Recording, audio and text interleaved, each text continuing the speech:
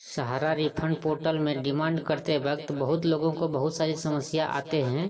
तो सभी समस्या का समाधान इस ऑडियो क्लिप में दिया हुआ है। ये जो ऑडियो क्लिप आपको सुनाने जा रहे हैं, इस ऑडियो क्लिप को पूरा सुनिएगा। जो भी आपके मन में डाउट है, सारा डाउट यहाँ पे क्लियर होने वाला है। सभी सवालों का जवाब इस ऑडियो क्लिप में दिया हुआ है। 31 मार्च 2023 तक का ही डिमांड करना है रिफंड पोर्टल में। बिल्कुल बिल्कुल बिल्कुल। देखिए, एक्चुअली में ये गुड़ गोबर हो गया, सबके दिमाग में खिचड़ी बन गई। अगर हम देखें तो अगर अलग अलग समाचार, अलग अलग मंच, अलग अलग अधिकारी, अलग अलग वरिष्ठ अलग अलग राय दे रहे हैं, मैं तो मेरे दिमाग में 31 मार्च 2023 क्लियर है। हाँ, ये फाइनल डेट है और इसी का क्लेम करेंगे। कंपनी की तरफ से कोई लिखित ऑर्डर है नहीं। कंपनी गाइडलाइन जारी नहीं कर सकती। कंपनी गाइडलाइन जारी करके वो जेल थोड़ी जाएगी। ऐसा देखिए, आप इस खेल को नहीं समझ पाए। आप लोगों की डिमांड थी कि 25,000 करोड़ रुपए से भी हमारा लौटा है, हमारे जमाकर्ताओं का है। क्लियर? हजारों कार्यकर्ता मर गए, लाखों मौत की लाइन में थे। पीड़ाएं सरकार के पास पहुंची, न्यायपालिका से कोई न्याय नहीं मिल रहा था और आपका 25,000 करोड़ डूबत खाते में जा रहा था, क्योंकि ये पैसा एक समय सीमा समाप्त होते ही सरकारी खाते में ट्रांसफर हो जाता है।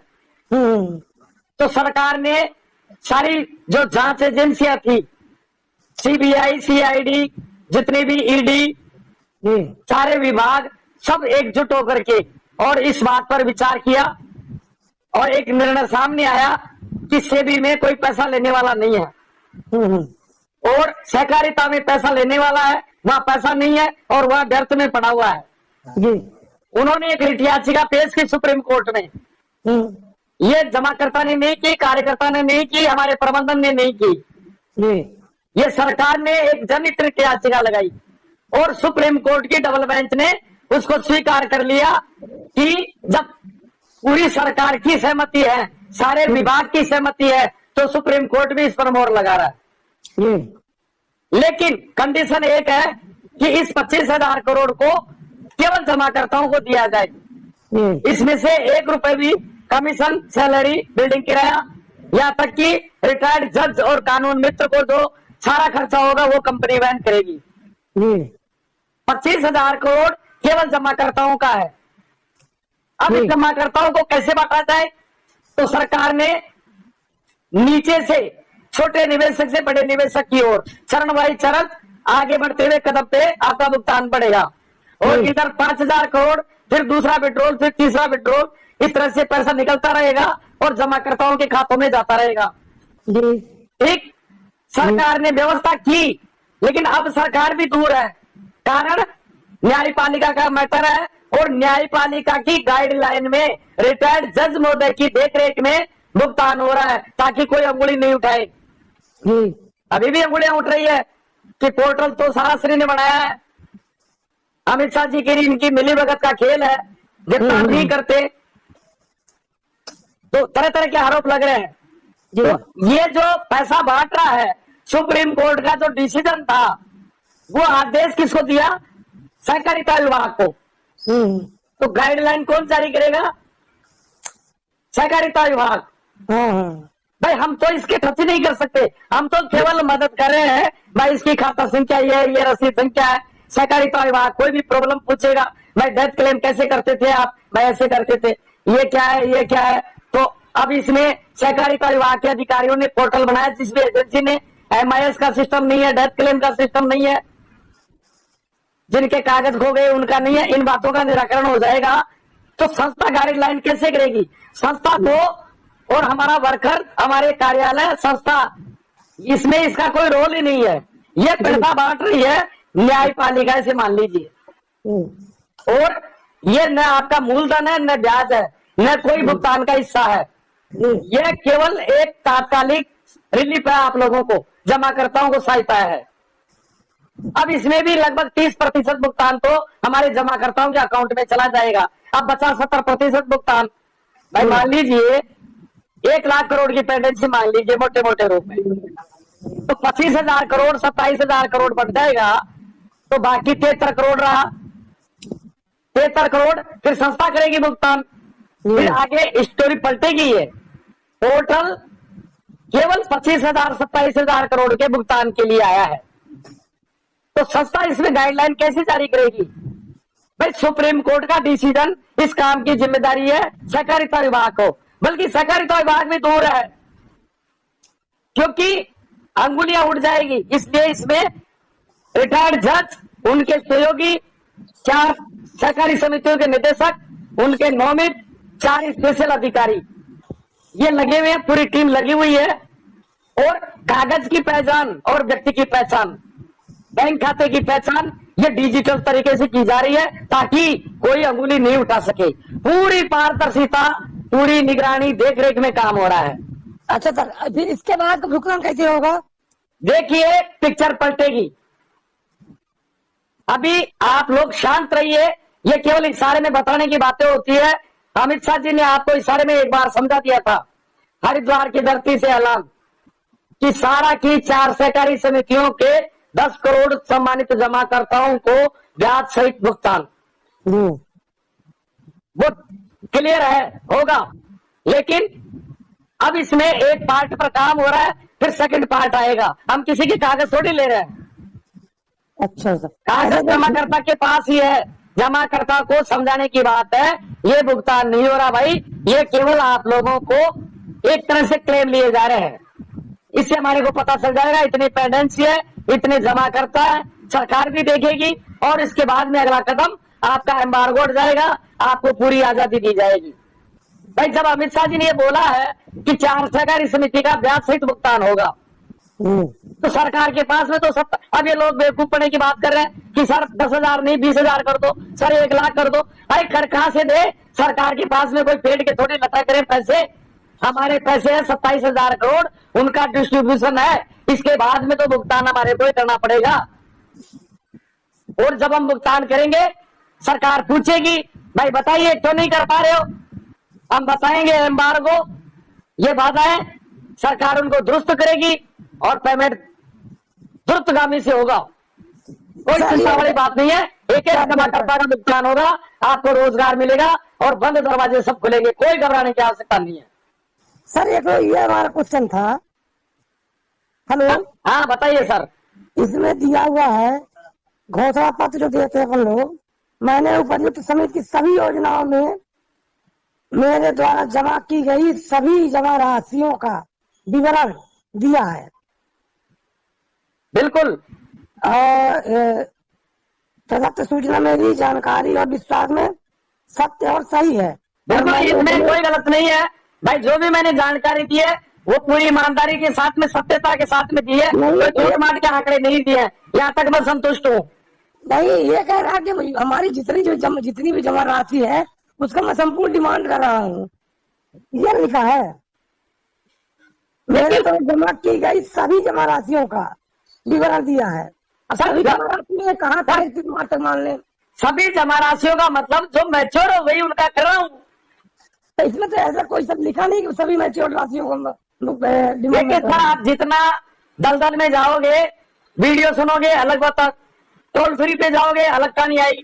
जो 18 जुलाई को वीडियो चलाया था वहां ऑडिटोरियम में, उसमें स्पष्ट लिखा हुआ था कि 22 मार्च 4 सहकारी समिति और 29 मार्च सहकारी वो स्टार कोऑपरेटिव सोसाइटी जो बकाया देय प्राप्त, बकाया देय प्राप्त, इस लैंग्वेज को समझिए आप, जो ड्यू है पेमेंट पेंडेंसी।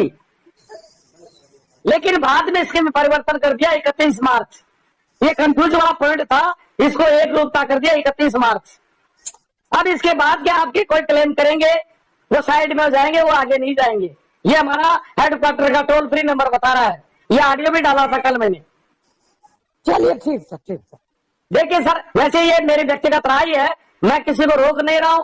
बाकी मैं 31 मार्च तक के ही क्लेम करूंगा, मेरे खुद के, और जो मैं कर रहा हूं वो आपको बता रहा हूं। वैसे आप लोगों की मर्जी भाई, 28, 29, 30, अरे ये सब असंभव है क्या? जिंदगी भरी रिटायर्ड जज महोदय रहेंगे क्या? जिंदगी भरी पोर्टल रहेगा क्या?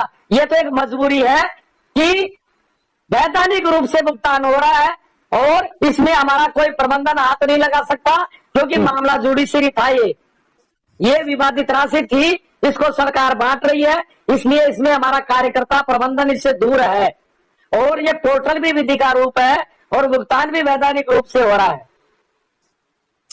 तो क्लेम कराइए सर। मुझे तो यही इसी में डाउट है कि 25 या 10,000 करोड़ की कोई इस पोर्टल से क्लेम लग जाएंगे, डिमांड जो अकाउंट ड्यू है वही नहीं लग पाएंगे। शायद हो सकता है इसमें सरकार को कोई परिवर्तन करना पड़े, हो सकता है हमारे दरवाजों से व्यवस्था चालू कर दे, क्योंकि ये मित्र सेवा केंद्र इनकी बस की बात नहीं है, जिनमें पोर्टल काम कर नहीं रहा है।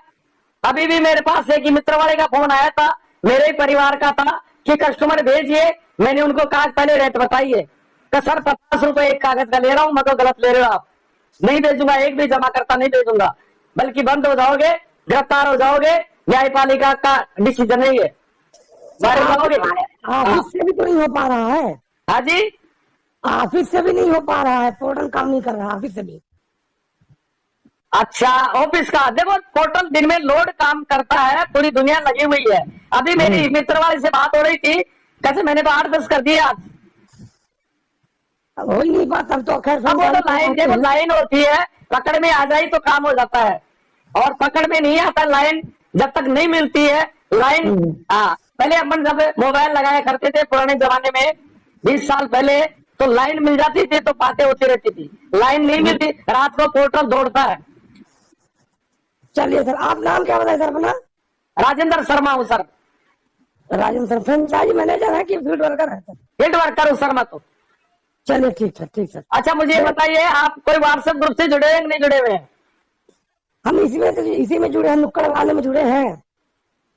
अच्छा, नुक्कड़ विचार मंच शायद 2 इसके नाम से एक मंच जी, और ज्ञानदान है।